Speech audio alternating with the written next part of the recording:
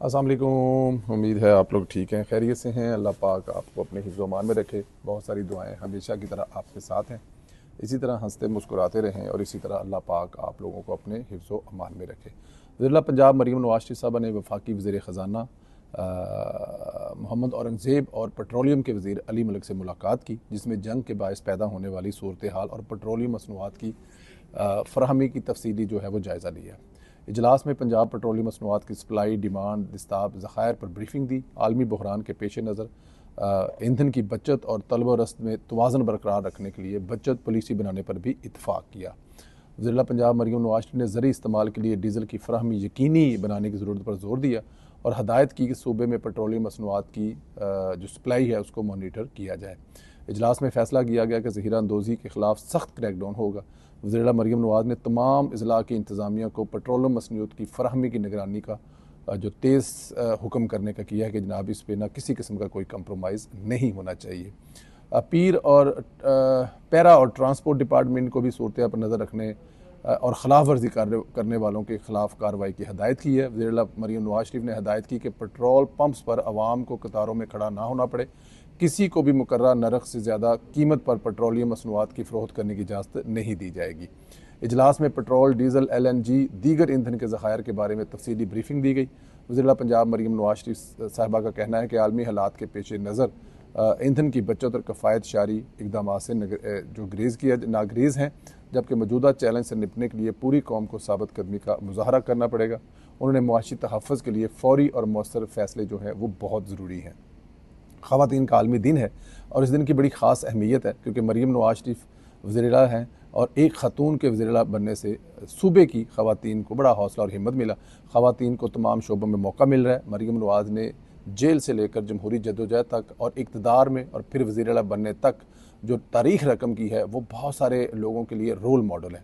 बहुत सारी ख़वातीन जो हैं उनके लिए रोल मॉडल है। मुझे याद है एक जलसे में था मैं, वहाँ पर एक दो बच्चियों का इंटरव्यू किया। उन दो बच्चियों में से उन्होंने कहा जी कि हम तो मरीम नवाज़ की तरह बनना चाहते हैं और बाप की ताकत बनना चाहती हैं।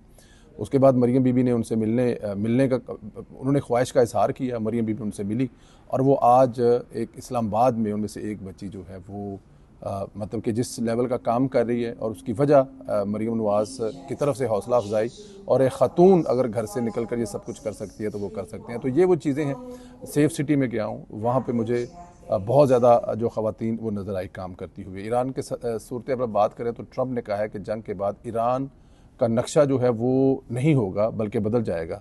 इस पर ईरान के सदर का कहना है कि ईरान पर जितना सख्त दबाव डाला जाएगा उसका रद्द अमल उससे भी ज़्यादा सख्त आएगा। ईरानी सदर ने कहा है कि ईरान जो है वो धौंस, धांधलियों, नाइंसाफ़ी और जाहरीत के सामने नहीं झुकेगा और इसका बराबर जवाब देता रहेगा। हम दुश्मन के लिए डरावना ख्वाब साबित होंगे। ईरान की नेशनल सिक्योरिटी काउंसिल के सेक्रेटरी जनरल अली ने कहना है कि उनको इतला दी गई है कि कई अमरीकी फ़ौजियों को कैदी बना लिया गया। अपने बयान में अली ने कहा कि खित्ते के ममालिक जानते हैं कि अमेरिका अब इनकी सिक्योरिटी यकीनी नहीं बना सकता। अमरीकी अड्डे दुश्मनों के लिए इस्तेमाल होंगे तो ईरान को उनके दफा का हक हासिल होगा। अली ने कहा कि अमेरिका अपने गलत अंदाज़ों के दलदल में फंस चुका है। ईरान पर हमले करके ट्रंप अपने मकासद हासिल करने में नाकाम है और खामियों के बावजूद ईरानी कौम दुश्मनों के ख़िलाफ़ मुतहद है। उन्होंने कहा कि ईरान को खित्ते के ममालिक से कोई मसला नहीं, अमेरिका और इसराइल की जारहियत का वो जवाब देंगे और जवाब देने की अहलियत रखते हैं। इनका कहना था कि हमने अब नाए हरमज़ जो है वो बंद नहीं की बल्कि उस सूरत हाल की वजह से वहाँ पर डिस्टर्बेंस चल रही है। उन्होंने कहा कि जिन्होंने ये सब कुछ किया है, खित्ते का अमन बर्बाद किया है, दुनिया की मैशियत को दाव पे लगाया है, उनको इसका जवाब देना चाहिए। ईरानी वज़ीर ख़ारजा का कहना था कि सऊदी हम मनसब से मुसलसल राब्ते में। उन्होंने कहा कि सऊदी हुकाम ने यकीन दहानी कराई है कि ईरान के ख़िलाफ़ अपनी सरज़मीन इस्तेमाल नहीं होने देंगे। ईरानी वज़ीर ख़ारजा ने यह भी कहा कि नेतन्याहू ने अपनी जंग में अमेरिका को फंसाया है। एक हफ़्ते की जंग, अमेरिका के $100 अरब खर्च हुए हैं। अमेरिका जंग में शिद्दत चाहता है तो हमने भी तवील तैयारी पकड़ रखी है। इराकी अब्बास अराक़ची ने जज़ीरा कशम पर पानी साफ़ करने वाले प्लांट पर अमेरिकी हमले की मज़म्मत की।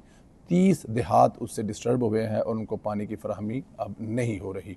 ईरान पर हमले में नतीजे में अमेरिकी सदर डोनाल्ड ट्रंप के मुआवजे के मनातात बढ़ गए हैं और उन्होंने कहा जी कि ये ख़त्मी है कि इससे सदर जो ट्रंप है उनका मुआवजा हो सकता है। बहुत सारे दूसरे जो ऐसे लोग सोच रहे हैं, सियासतकार हैं, कह रहे हैं कि काफ़ी मुश्किल है क्योंकि ट्रंप को कांग्रेस में अक्सरियत हासिल है, लेकिन आगे जाके जो वस मुद्दती इंतखाबात होंगे उसमें प्रॉब्लम हो सकता है, और ये सदर ट्रंप के लिए एक बड़ा मसला बन सकता है। अब देखना ये कैसा होता कि नहीं होता है। सदर ट्रंप ने, इसमें कोई शक नहीं है, यूरोप समेत पूरी दुनिया का जो अमन है उसको ख़तरे में डाला है। इस वक्त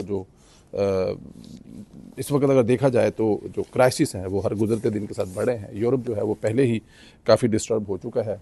जो जंग है रूस की, रशिया की और यूक्रेन की, तो उसके बाद क्या ये सब कुछ अफोर्ड कर सकते हैं? या अफोर्ड हो सकता है? अब ये आने वाले दिनों में देखना होगा कि ऐसा मुमकिन है। तो ऐसा अगर मुमकिन है तो कैसे मुमकिन है? क्या इससे वो निकल पाएंगे? क्या इसका बर्दाश्त कर पड़ेंगे प्रेशर का? ये आने वाले दिनों में लगा। मुख्तसर जहाज़ का टाइम हो गया, फ़्लाइट का टाइम हो गया। इंशाअल्लाह ताला अगले वीडियो में फिर मुलाकात होगी। इजाज़त दीजिए, खुदा हाफिज़।